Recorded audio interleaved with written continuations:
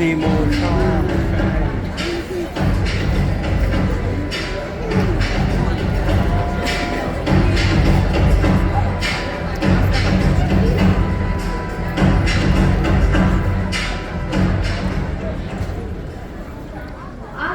કુમાર, અમે તમારી જ પ્રતીક્ષા કરતા હતા. આપનું આસન ગ્રહણ કરો અને ડિયરજી, અમારી સાથે શોકતાબાજી રાખશો. સત્યભામા, આ તમે કોને પૂછો છો? શોકતાબાજી રમવાનું? નેમ કુમાર આપણી સાથે બેસે તો પણ બહુ સારું છે.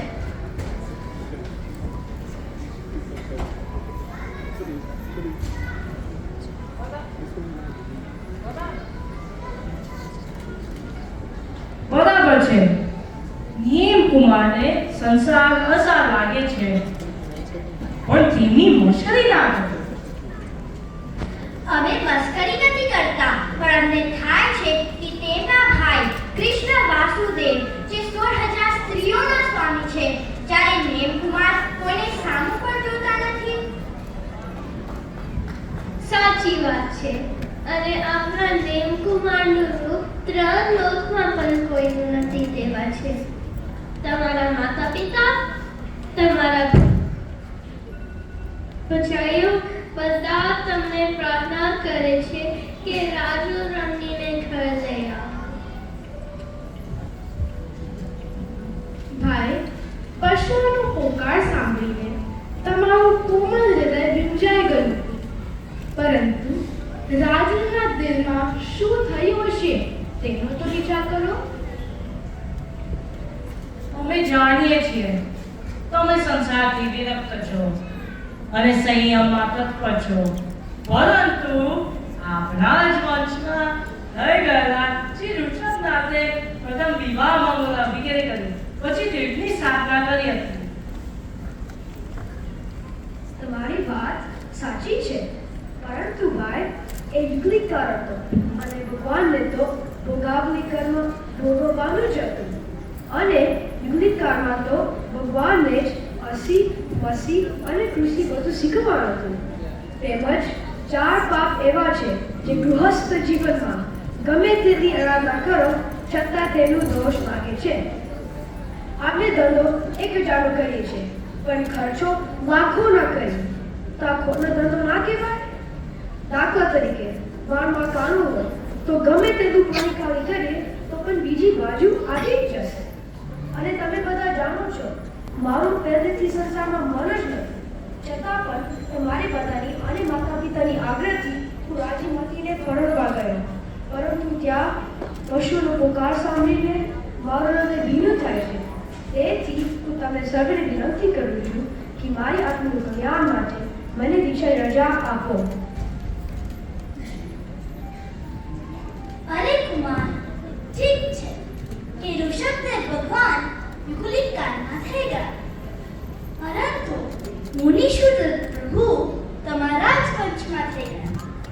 તેઓ પણ વિવાહ કરીને પછી તીર્થંકર બન્યા. તમે નિષ્ફળ યુવાન ગુમાવો છો.